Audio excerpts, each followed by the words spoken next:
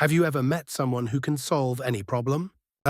Except the one happening between you and them right now. They're smart. They're successful.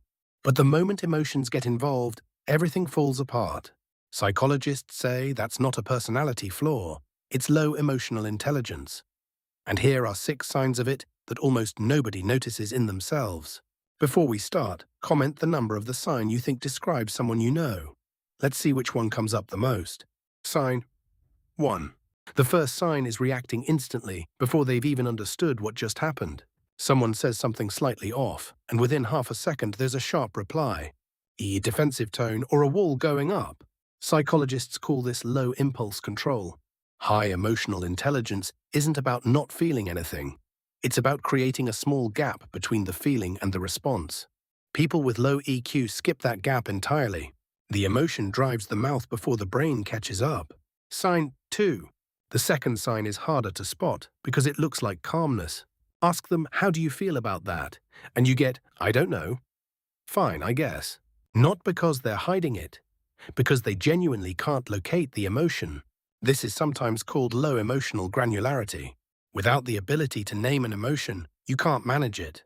Everything just becomes stressed or annoyed. One blurry signal instead of useful information. Sign 3. The third sign shows up in how they respond when someone else is upset. Instead of curiosity, what's going on with them? There's irritation.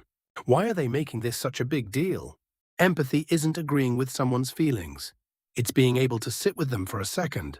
Low EQ treats other people's emotions as a problem to be solved as fast as possible, usually by changing the subject. Sign 4. The fourth sign is what happens when they receive criticism, even gentle, well-meant criticism.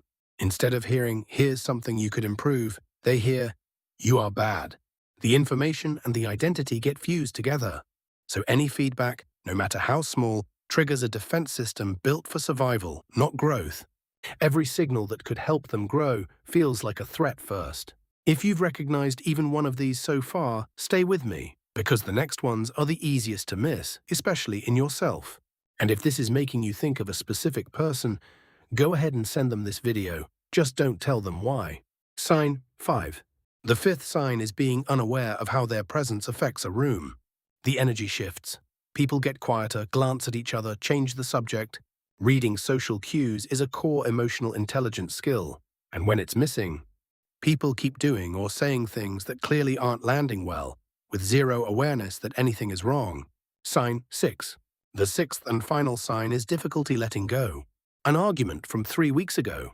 A comment someone made last year. It doesn't fade, it gets replayed, rehearsed, sometimes brought back up out of nowhere. Emotional regulation isn't about forgetting things happened.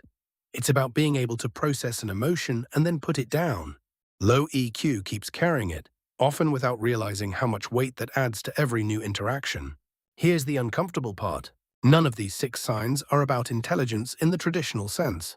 You can be brilliant at your job and still struggle with every single one of these. Emotional blind spots don't feel like blind spots from the inside. They just feel like, that's how I am. The good news, every one of these is trainable. Noticing the gap, naming emotions, getting curious, separating feedback, reading the room, letting go on purpose. Which one resonates most? Leave a number in the comments. New insights every week. Subscribe.